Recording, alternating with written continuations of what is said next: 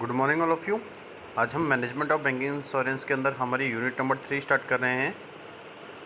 Unit 3 के अंदर जो हमारा मॉड्यूल है, मॉड्यूल नंबर 4, वो टेक्नोलॉजी ऑफ बैंकिंग से रिलेटेड है। तो इस टॉपिक के अंदर हम बेसिकली अगर देखें तो ई बैंकिंग के बारे में पढ़ने वाले हैं। लेक्चर नंबर 15 जो है हमारा टेक्नोलॉजी ऑफ बैंकिंग से रिलेटेड है। आज हम कंसेप्ट देखेंगे ई बैंकिंग की इस लेक्चर के अंदर। तो सबसे पहले मैं आपको बताता हूँ कि ई बैंकिंग का कंसेप्ट क्या कहता है। अगर आप देखें तो जो ई बैंकिंग है उसको हम इंटरनेट बैंकिंग भी कहते हैं।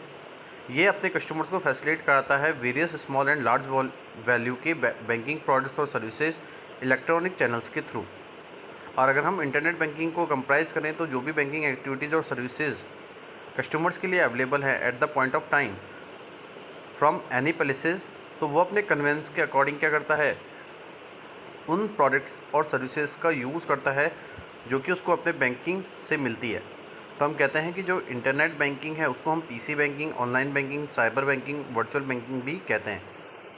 इंटरनेट बैंकिंग की बात करें तो जो बैंकिंग सर्विसेज डिलीवर हो रही हैं वो ओपन एक्सेस कंप्यूटर नेटवर्क के थ्रू एक्सेस हो रही हैं और उसके लिए हमें इंटरनेट की रिक्वायरमेंट होती है। तो डायरेक्टली कस्टमर्स अपने घर पे इस सर्विस का यूज़ करके डिफरेंट इलेक्ट्रॉनिक डिवाइस का यूज़ करके, जैसे कि पर्सनल कंप्यूटर, मोबाइल फ़ोन और कोई भी डेस्कटॉप सॉफ्टवेयर या ब्राउज़र के थ्रू या कोई डिजिटल टेलीविज़न के थ्रू क्या करता है, अपनी बैंकिंग सर्विसेज को एसेस करता है।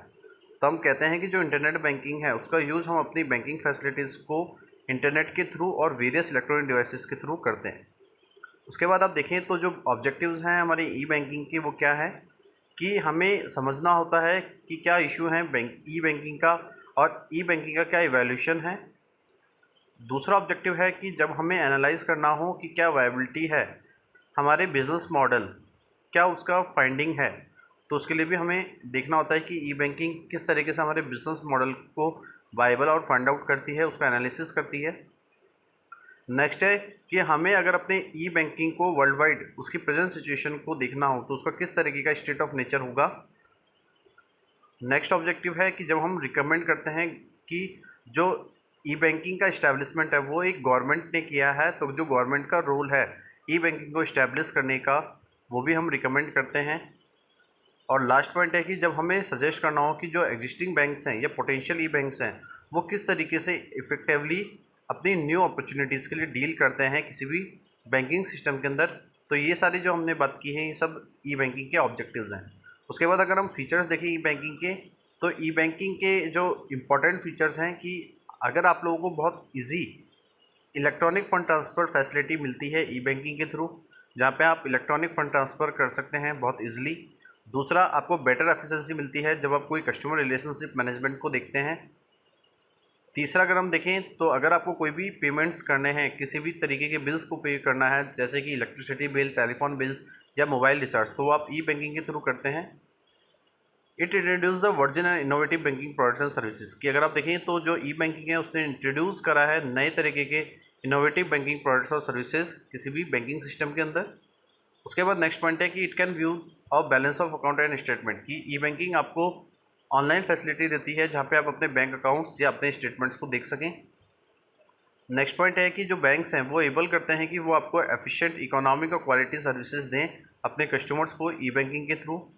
और लास्ट पॉइंट है कि अगर हमें अपने कस्टमर रिक्वायरमेंट्स को एसेस करना है, उनके रेस्पॉन्स को देखना है स्पीडली, तो वो भी बहुत इंक्रीज़ हुआ है जब से ई बैंकिंग हमारे कंट्री के अंदर इस्टेब्लिश हुआ है। उसके बाद आप देखते हैं कि ई बैंकिंग का यूज़ हम कौन कौन से सर्विसेज के लिए करते हैं। तो अगर आपको कोई भी बिल पेमेंट सर्विसेज यूज़ करनी है तो आपको ई बैंकिंग की फैसिलिटी लेनी होती है। अगर आपको एक बैंक से दूसरे बैंक या इंडिया के अंदर कहीं भी आपको किसी भी बैंक में पैसे ट्रांसफ़र करने हैं, फ़ंड ट्रांसफ़र करना है, तो उसके लिए आपको ई बैंकिंग फैसिलिटीज़ दी जाती हैं। अगर कस्टमर के पास क्रेडिट कार्ड है और उसको अपने क्रेडिट कार्ड बिल्स ऑनलाइन पे करने हैं तो वो फैसिलिटी भी ई बैंकिंग उसको प्रोवाइड करती है। अगर आपका फ़ोन या मोबाइल फ़ोन रिचार्ज करना है तो उसके लिए भी आप ई बैंकिंग की फैसिलिटीज़ बैंक के थ्रू ले सकते हैं। और अगर आपको किसी भी इंटरनेट बैंकिंग के थ्रू अगर कहीं भी इन्वेस्ट करना हो अपने इन्वेस्टमेंट अल्टरनेटिव्स के अंदर, तो वो भी आप ई बैंकिंग के थ्रू कर सकते हैं। इसके बाद आप देखते हैं कि क्या क्या एडवांटेज है हमारे ई बैंकिंग के। तो पहला जो पॉइंट है दैट इज़ द कन्वेंस, कि अगर हम कन्वीनियंस देखें तो जैसे बैंक्स की अगर हम बात करें तो जो ऑनलाइन बैंकिंग सर्विसेज है वो नेवर कभी भी क्लोज नहीं होती है। और आप देखें तो हम कह सकते हैं कि जो बैंकिंग एक्टिविटीज़ है 24 आवर्स अ डे और 7 डेज अ वीक रहती है, तो कस्टमर किसी भी टाइम पीरियड पे किसी भी दिन अपनी बैंकिंग सर्विसेज को एक्सेस कर सकता है। सेकंड अगर हम देखें तो क्या है पॉइंट, दैट इज़ स्पीड, कि अगर हम ऑनलाइन बैंक साइट्स को देखें तो जनरली हम ये देखते हैं कि जो भी हम ट्रांजेक्शन्स एग्जीक्यूट कर रहे हैं, कंफर्म कर रहे हैं, वो बहुत जल्दी हो जाता है, क्योंकि हम अपनी एटीएम प्रोसेसिंग स्पीड्स को देखें तो बहुत जल्दी हमारे ट्रांजेक्शन्स को एग्जीक्यूट और कंफर्म कर देती है। नेक्स्ट पॉइंट है हमारा एफिशिएंसी, कि अगर आप अपने पर्टिकुलर अकाउंट को, बैंक अकाउंट्स को एसेस कर रहे हैं, मैनेज कर रहे हैं, और वहाँ पे आप बहुत सारे बैंक अकाउंट्स को एसेस कर रहे हैं, अपनी कैश डिपॉजिट्स को देख रहे हैं, तो आपको वहाँ सिक्योरिटी मिलती है जब आप एक सिक्योर साइट से इन चीज़ों को मैनेज करते हैं। लास्ट पॉइंट है चीपर अल्टरनेटिव, कि अगर हम कॉस्ट देखें बैंकिंग सर्विसेज की इंटरनेट के थ्रू, तो हमें ये देखने को मिलती है कि आज हम देखें तो ये हमें एक बहुत फिक्सेशन कॉस्ट मिल रही है जब हम अपने कन्वेंशनल मेथड्स का यूज़ कर रहे हैं ई बैंकिंग के लिए। इसके बाद आप देखेंगे कि क्या क्या डिसएडवांटेज हैं ई बैंकिंग के। तो आप ये देखते हैं कि ई बैंकिंग को स्टार्ट होने में थोड़ा सा टाइम लगता है, क्योंकि हम यहाँ पे किसी इंटरनेट का यूज़ कर रहे हैं, किसी इलेक्ट्रॉनिक डिवाइस का यूज़ कर रहे हैं, तो उसको स्टार्ट होने में कुछ ना कुछ टाइम लगता है। नेक्स्ट देखें हम तो क्या है कि जो बैंक साइट है उसके अंदर चेंजेस होने से, या उसके ऑनलाइन प्रोग्राम्स में अपग्रेड होने से, या कोई भी नए फीचर ऐड होने से, या हम ये कह सकते हैं कि अनफेमिलियर प्लेसेस में अगर कोई भी बैंक साइट में आप चीज़ों को एक्सेस कर रहे हैं तो वो बहुत डिफ़िकल्ट होता है, वो ज़्यादा सिक्योर नहीं रहता है। तीसरा अगर हम पॉइंट की बात करें तो अगर कोई बैंक सर्विसेज डाउन है, उसके सर्वर्स डाउन है, तो आपको कहीं ना कहीं प्रॉब्लम्स आती हैं अपने बैंकिंग एक्टिविटीज़ को करने में।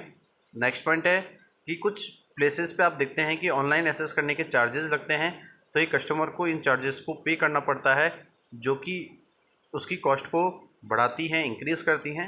नेक्स्ट अगर हम देखें कि अगर आप देखें तो आजकल जो फ़ोन बिल्स हैं वो बहुत ज़्यादा इंक्रीज़ हो चुके हैं, क्योंकि आजकल ज़्यादा से ज़्यादा जो पेमेंट किए जा रहे हैं फ़ोन बिल्स के, वो ई बैंकिंग के थ्रू किए जा रहे हैं। उसके बाद आप देखते हैं कि कस्टमर्स की अगर हम बात करें तो जो कस्टमर्स है वो कंपाइल्ड है कि उसको अपने घर से कंप्यूटर के थ्रू क्या कर रहा है, वो चीज़ों को एक्सेस कर रहा है।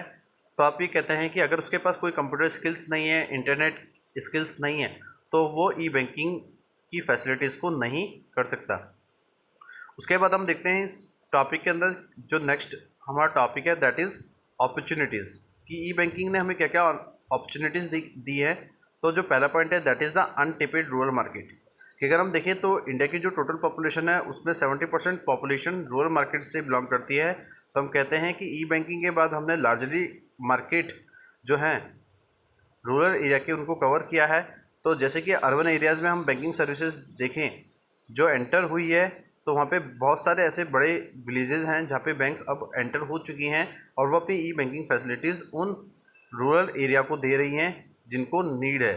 और हम कहते हैं कि जो बैंक्स हैं वो जितने भी रिमेनिंग जितने भी सारे विलेजेस हैं उनमें भी अपनी मेजॉरिटी रख रही है। और इंडिया भी आजकल देखें तो रूरल एरिया के अंदर जो बैंकिंग सेक्टर है वो ज़्यादा से ज़्यादा डेवलप हुआ है। उसके बाद देखिए नेक्स्ट पॉइंट है वो है हमारा मल्टीपल चैनल।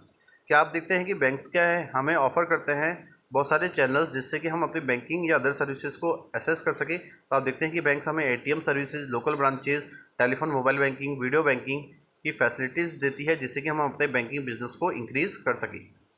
इसके बाद आप देखिए नेक्स्ट पॉइंट है तो वो क्या है, वर्ती कस्टमर सर्विसेज, कि अगर हम वर्ती कस्टमर सर्विसेज की बात करें तो ये बेस्ट ब्रांड एम्बेसडर है किसी भी बैंक का, जो कि उसके बिज़नेस को ग्रो करने में उसकी हेल्प करती है।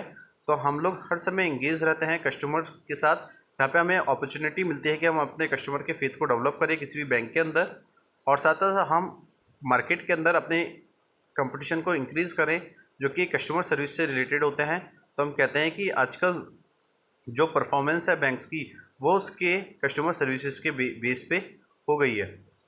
इसके बाद हम देखें तो नेक्स्ट पॉइंट है that is the internet banking, कि अगर आप देखें तो हम ये क्लियरली कह सकते हैं कि जो ऑनलाइन फाइनेंस हम लेते हैं उससे हमारे जो कन्वीनियंस हैं वो इंक्रीज होते हैं इन टर्म्स ऑफ प्रोडक्ट जो कि एक बैंक सर्विस ऑफर कर रहा होता है, शेयर ट्रेडिंग, इंश्योरेंस, लोन, ये सब जो चीज़ें हमें बैंकिंग सर्विसेज के थ्रू मिल रही हैं ये सारी बेस्ड होती हैं किसी डाटा वेयरिंग हाउस से या डाटा माइनिंग टेक्नोलॉजी से।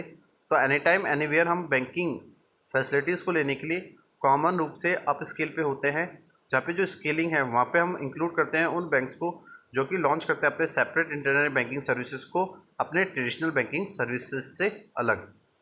उसके बाद देखिए तो नेक्स्ट पॉइंट है हमारा रिटेल लैंडिंग। और रिटेल लैंडिंग की अगर हम बात करें तो रिसेंटली अगर आप देखें तो जो बैंक्स हैं उन्होंने अपने कस्टमर सेगमेंटेशन को अडॉप्ट किया है, जहाँ पे बैंक्स को हेल्प मिली है कि वो अपने कस्टमाइज प्रोडक्ट्स को फॉलो करें। तो जो रिटेल लैंडिंग है वो बहुत ज़्यादा पॉपुलर हो चुकी है और उसने फोकस किया है उन्हीं एरियाज़ को जहाँ पे हम पर्टिकुलर ये देखें कि जिन कस्टमर्स को ड्यूरेबल्स फाइनेंस की रिक्वायरमेंट्स है, हाउसिंग की रिक्वायरमेंट्स है, ऑटोमोबाइल्स की रिक्वायरमेंट्स है, हम उसी तरीके के कस्टमर्स को टारगेट कर रहे हैं। तो जो रिटेल लैंडिंग है वो हमें हेल्प कर रही है कि हम रिस्क से बचें, साथ साथ अपनी जो अर्निंग्स है बैंक्स की उनको इन्हेंस करें और साथ साथ अपनी जो रिकवरी रेट्स है उनको बेटर करें। इसके बाद जो लास्ट पॉइंट है that is the Indian customers. कि अगर हम इंडियन कस्टमर्स की बात करें तो आप ये देखते हैं कि इंडियन बैंकिंग सेक्टर के अंदर बहुत जल्दी जल्दी ग्रो होने लगा है और इससे हमारी जो होम कंट्री है वो भी स्ट्रांग होने लगी है, हमारे लिंकेज स्ट्रांग होने लगे हैं। तो हम एक यूनिक कॉम्बिनेशन देख रहे हैं जहाँ पे इंडियन इथिकल और ग्लोबल स्टैंडर्ड्स को फॉलो किया जा रहा है और हमें वैल्यूएबल अपॉर्चुनिटीज़ बैंक ऑफ़र कर रहा है, हमारे इंडियन बैंक्स ऑफ़र कर रहे हैं। तो ये हमारे लिए एक बिगेस्ट अपॉर्चुनिटी है हमारे इंडियन बैंकिंग सेक्टर से कि आज इंडियन कस्टमर्स हमारे बैंकों पे ज़्यादा फेथ करते हैं। और अगर हम डेमोग्राफिक शिफ्ट देखें तो जो टर्म्स है हमारे इनकम लेवल है या कल्चर शिफ्ट्स हैं, उस टर्म में जो लाइफस्टाइल है, एस्पिरेशन है कस्टमर्स के, उसमें उनकी प्रोफाइल में जो चेंजेस हो रहे हैं उनको भी देखा जा रहा है। साथ साथ हम एक की ड्राइव कर रहे हैं। तो हम ये कह सकते हैं कि जो हमारी इकोनॉमी ग्रो हो रही है, जो इकोनॉमी हमारी फॉरवर्ड हो रही है, वो शायद बैंकिंग अपॉर्चुनिटीज़ से हो रही है या बैंकिंग के प्रॉपर सर्विसेज से हमें हो रही है। तो जो कस्टमर रिप्रेजेंट कर रहा है किसी भी मार्केट को एक वाइड रेंज ऑफ प्रोडक्ट्स के साथ, तो आप ये देखते हैं कि जब हम देखते हैं इन चीज़ों को तो हम कहते हैं कि आजकल लोगों का जो भरोसा है बैंकों पे वो ज़्यादा से ज़्यादा हो गया है। तो यंगर एज के अंदर ही लोग ज़्यादा से ज़्यादा अपने ऑप्टिमल कॉम्बिनेशन ऑफ इक्विटी और डेब्ट को अपने फाइनेंस कंजप्शन या एसेट क्रिएशन के लिए करते हैं। तो जो कंज्यूमर है वो रिप्रेजेंट करता है उस मार्केट को जहाँ पे उसको वाइड रेंज ऑफ प्रोडक्ट्स और सर्विसेज की नीड होती है।